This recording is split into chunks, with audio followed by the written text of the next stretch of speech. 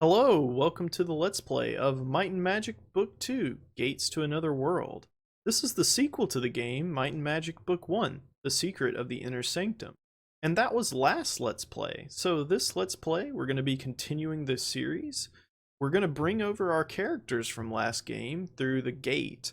That's kind of where the last game ended for us, is that we completed some bosses, did some quests, we stepped into the gate, and here we are in another world. I haven't done the porting over yet, but I've read how to, so we're going to do that. And I don't think you're going to need to watch the first Let's Play if you haven't already. But there might be some stuff you miss out on. I don't really know the whole story of the game or anything, but there could be some references back to the first one, I'm sure. But don't be discouraged. I think this game was set up to be like a whole new a whole new adventure, right? You don't need to know all the main characters or anything like that. So you should be good if you've never played or watched the first game. But with that out of the way, let's play. So first, let's check out what About Book 2 is about. Okay, so that's some credits and stuff. All right, so I'm going to click C, copy player disc, and see what that's about. It is recommended that you make backup copies of all your Might and Magic 2 discs before starting gameplay. So that's pretty cool. So back in the floppy days, they encouraged people to make copies. Don't pirate, right? Alright, and so the disk drive, if I press D for disk drive, it's going to ask us what drive some stuff is located in. So I'm just going to put C there. And so now let's start the game. So this is kind of the character options and whatnot. We could go to account, town with all our characters, but if I wanted to create some new ones, you could do that here. You could roll some dice, you could exchange stats, all kinds of cool stuff, and you're wanting to get stats so you have certain classes available to you. But we're not going to do that because we're porting over our characters. So let's view what some of the pre-generated characters are. So you got some here already. That's kind of cool. And if you click their letter, it would show you their stats, of course. And for us, we're going to press transfer characters. So to transfer the entire roster, oh, that's kind of neat. The guy little walking across and then becoming the knight. That's pretty neat. So our path, I've gone ahead and put it in the right location, is just going to be in the C drive at the very top. I need roster.dta, should work with lowercase. And hey, there we go. So I'm going to press yes. All right. Out of the game. Hey. There we go. Right now, hey, there they are. Cool. So it brought over all our characters. So yeah, we've got Warlord Mal. Looks like his name got cut off a little bit there. We've got Grugtar, Sylvanas, Ferris, myself, Eclipse, and Kurgan. Well, unfortunately, Mal's name didn't make it there. That's kind of funny. So let's go ahead and just rename him. And we're going to do Warlord Mal, just so we can get his whole name in there. So that's nice. And I think Sylvanas, yeah, we can keep the W there. That's fine. Man, Ferris's name. I think actually I'm gonna just take off the W of Sylvanas. I'm just gonna do that. That way we can just have that there. And for Ferris, we're just gonna name her Ferris. There we go. Cool. That works. And yeah, so it looks like we're at level 1. Press M. And oh, no, we're not at level 1. We're at level 7.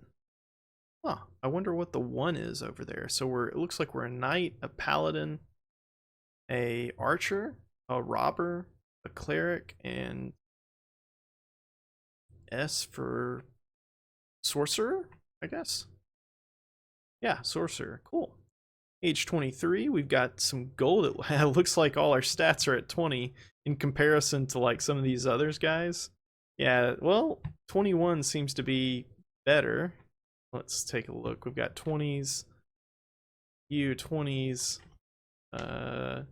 Yeah, so it looks like it kind of starts us off with some random ages, some good gold, starts us off level 7, has some different stats and whatnot. I noticed too, no items. Huh, okay. There is no items on any of these guys. All right. Well, that's kind of cool. So let's go ahead and just go to the first town and how we're going to add people to our party, if you're not familiar with this, is you have to hold control and then press the letters of what you want to do. So I'm going to do M for the Knight, Warlord Mal, and I'm going to bring over Grugtar in our second position. Now I'm not entirely sure how the targeting works, if the third or fourth position is first or second. I think it's supposed to be 50-50, but I'm just going to go ahead and put myself in the third slot, and I'm going to put our robber Ferris in the fourth slot, and I'm going to put Sylvanas in the fifth, and our last one is going to be Bergen. I don't think you can have more characters. You cannot, so I'm trying to add Swifty Sar, another robber, and I can't. And so now I'm going to press Z to exit. Cool, so we have made it. Okay, this would be a good time to introduce how I'm looking at the map. And just to show you, the application is called Where Are We? It's a really great app. You should use it if you plan to play these games. It's just a great mapping tool. Of course, you can see everything has already been mapped out for us. And it should show my cursor. So we are kind of in this little inn area, and we can explore all around the area and go to each little block. At first, in my last Let's Play, what I did was I went to every single encounter. But that is way too much. Really, I'm just trying to do the dialogue. I'll do some encounters if we do it and get through them, but ultimately I'm not going to try and take you through every single one of them like I did. Alright, and with that, let us begin. So it looks like we're in the inn here. Also, you're hearing the sound, by the way, which is none right now, but I haven't muted any sound or anything. A jolly old innkeeper waves his quill in the air as he asks, "Will you sign the registry?"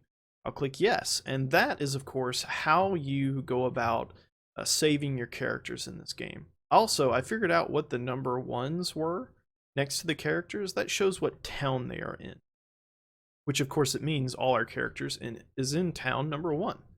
Oh, this is nice color. You know, it's a really beautiful color. Oh, the spirit of Korak proclaims. Fantastic adventure awaits you. Challenging quests abound, and battles innumerable must be fought. Do you have the might to emerge victorious? Only time will tell. I'm gonna press space. So that guy is in the story that I haven't read yet, but I'm gonna read that next episode. So, looks like we're outside. Hey, there's a skybox. That's pretty cool. Let's see, Gateway Temple, there's a sign here. Okay, that's the Middle Gate Inn. Let's go see over here what this guy is. Drink from the Fountain of Clairvoyance. Yes, that sounds good. It says that it casts Wizard Eye and Eagle Eye on the party. That's what the mapper says. Oh, hey, we have a little map thing in the top right, too. That is so cool. Let's see, what's the hotkey? Oh, let's see, options. If I turn that off, no? What about I press in? Oh, okay, what about P for protect? Okay, that kind of changes it over there. Alright, so I'm hoping to look for magic. How does it... Okay, M for map, I suppose. I'm looking for how we can see what our spells are, what our spell stack is for now. B for bash, C for controls. Hey! Walk beep. I really... do not want to turn this on, but let's hear it. Oh man, that would drive me insane if I had to listen to that. But some people like that, you know. Alright, so I will turn that back off. Yeah, there we go. Turn it off. Oh, turn the sounds back on. 3, disposition. Looks like we can set some stuff up, so I'm going to keep that as average. I'm going to have the delay set at 4 as well, so that should be okay. And then there's no more options I really want to change there. Let's see, D is for dismiss. Oh, hey, I don't want to dismiss anybody. I can exchange. Looks like I can exchange some of the positions of the party with this. Quick reference just gives me a quick overview of all the characters, their spell points, their hit points, their gems, food, all kinds of good stuff there. I do see, you know, don't think I'm blind, I do see the magic right below the map, and it says Wizard Eye, and I guess that's why we have the map, right? But I'm still trying to figure out, you know, where's our magic stack off? Also, I figured out the face is actually the compass, duh. So let's go back into the options and see. So R is going to be the rest. S for search, that's going to be really important. U for unlock. But is there really no way to check your spell stack?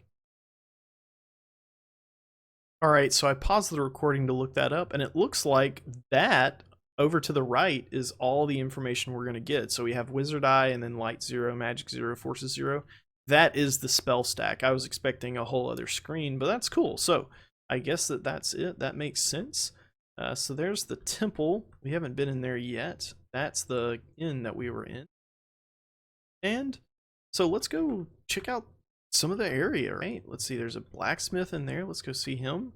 The burly blacksmith, oh god, Svendegard, busily shapes a deadly sword in the forge. Do you care to see his work? Yes, no, yes, sure. So, cool. Looks like they've got some specials. We got weapons. We can switch our characters by pressing the numbers, of course. And we can give him all the gold if we press G. That's kind of how you shift gold really quickly, right? Like I could press 4 for Ferris and then press G, and that gets her all the gold, right? So let's look at the weapons.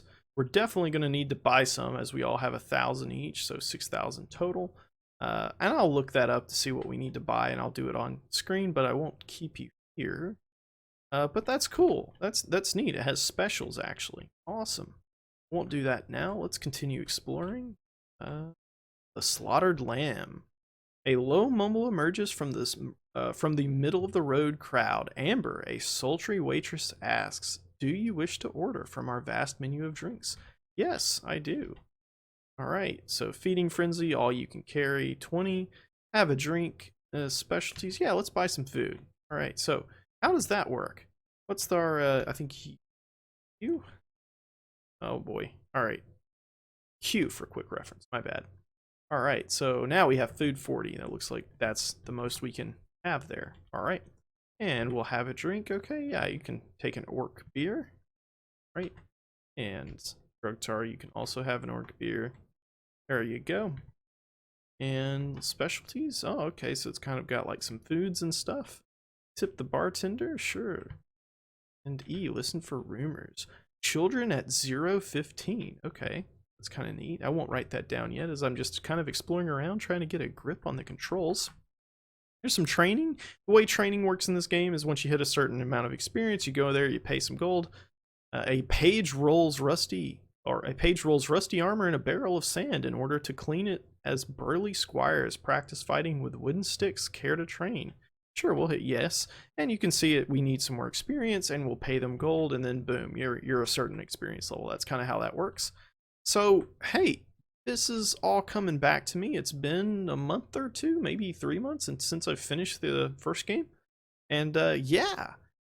So I'll go ahead and just save because, hey, we did spend some gold. I won't try and, oh boy. Okay, Z for exit the end. I almost exited the game there. But yeah, when we come back, we will be reading some of the story of the manual. And of course, I will tell you, you might want to skip episode 2 because it's just exposition, but hey, it'll give you a good background of the story before we start going through the game. Thank you for watching. Bye-bye.